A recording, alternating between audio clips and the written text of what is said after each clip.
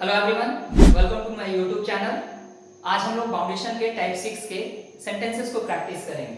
सबसे पहला सेंटेंस जो आपके लिए है, उसे क्या करना पड़ रहा है। ये पहला सेंटेंस आपके लिए। सेकंड, मुझे वहां क्यों जाना पड़ रहा है। क्या आपको यह किताब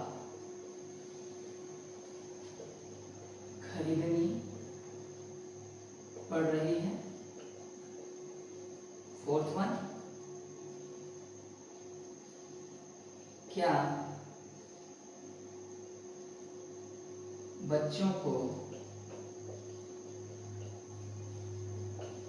नाचना नहीं पड़ रहा है।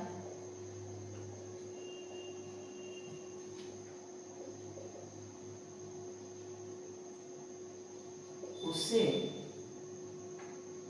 आपको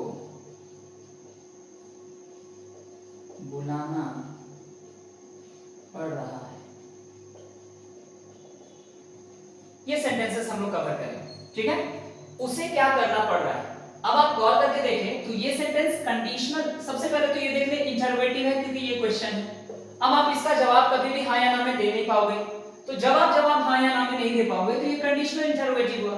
और टाइप 6 के कंडीशनल इंटरोगेटिव रूल को अगर आप देखते हैं, पहले आपको क्वेश्चन वर्ड देना है। तो क्या के लिए आपने यूज किया वर्ड, उसके बाद इज एम आर, सब्जेक्ट देख लीजिए, उसे आप ही भी लगा सकते हैं, सी भी लगा सकते हैं। तो इज आ जाएगा, व्हाट इज ही और व्हाट इज सी, एक कोई सेलेक्ट कर लीजिएगा। Then having to plus V1, to do, ठीक है। मुझे वहां क्यों जाना पड़ रहा है, अगर हम ये देखते हैं तो ये भी सेंटेंस सबसे पहले तो इंटरोगेटिव है क्योंकि ये क्वेश्चन है, और इसका भी जवाब आप हाँ या ना में नहीं दे पाओगे तो ये कंडीशनल इंटरोगेटिव। और हम इस सेंटेंस को एक काम कीजिए ना, इसमें नहीं बढ़ा लीजिए, तो क्यों नहीं जाना पड़ रहा, तो ये नेगेटिव भी हो गया।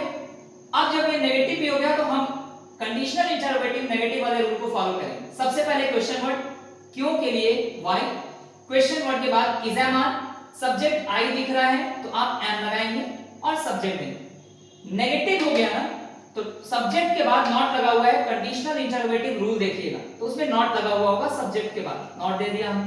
फिर रूल में हैविंग के बाद to plus V1, that means to go, और वहां यानी देयर।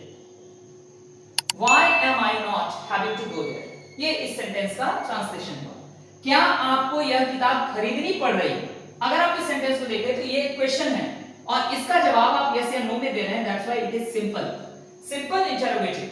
तो सिंपल इंटरोगेटिव में हमें क्वेश्चन वर्ड नहीं देना होता, डायरेक्टली हम ऑक्सिलरी वर्ब से स्टार्ट करते हैं। तो इस सेंटेंस का ऑक्सिलरी इज एम आर है, आपको के लिए हम यू दे रहे हैं और यू के कारण हम क्या सेलेक्ट कर रहे हैं, आर। सेंटेंस हो गया आर यू। नेगेटिव नहीं है, अगर नेगेटिव होता तो हम यहां नॉट प्लेस करते, ठीक है। अब आगे बढ़ जाएं तो हैविंग मिलेगा आपको टू प्लस V1 बाय यह किताब, दिस बुक। ये सेंटेंस हो गया आपका, ठीक है। अब आप गौर करें, क्या बच्चों को नाचना नहीं पड़ रहा है। इस सेंटेंस को भी आप क्वेश्चन के ही रूप में देख रहे हैं तो इंटरोगेटिव हुआ, और नहीं लगा हुआ तो नेगेटिव हो गया। अब आप सोचिए सेंटेंस का जवाब आप हाँ या ना में दोगे या नहीं, तो आप पाएंगे कि इसका जवाब भी आप हाँ या ना में देंगे, इसलिए ये सिंपल वाली कैटेगरी में है। और फिर से हमें ऑक्सिलरी से शुरुआत करनी होगी। बच्चों के लिए हम लोग चिल्ड्रन का यूज करेंगे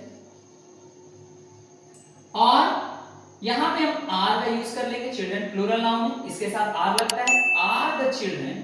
सब्जेक्ट के बाद नॉट देना है क्योंकि नेगेटिव है, नॉट। सेम रूल, फिर having to V1, having to turns. और कुछ है सेंटेंस में, क्या बच्चों को नाचना नहीं पड़ रहा, नहीं, that's enough. Are the children not having to dance, ये सेंटेंस हो गया। उसे आपको बुलाना पड़ रहा है, बहुत आसान, ये एफर्मेटिव है।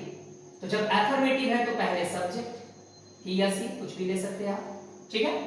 अब सब्जेक्ट के बाद ऑक्सिलरी वर्ब इज, उसके बाद हैविंग के बाद टू, वर्ब 1 एंड ऑब्जेक्ट आपको यू, ये हो गया। ठीक है। 1:6 रूल ही है जो आपको हेल्प करेगा किसी भी तरह के सेंटेंस को इजी वे में ट्रांसलेट करने के लिए। इसलिए पहले के वीडियोस में 1:6 रूल को देख करके आए और उन सभी वीडियोस को अच्छे से समझें, तब आप यहां तक पहुंचे।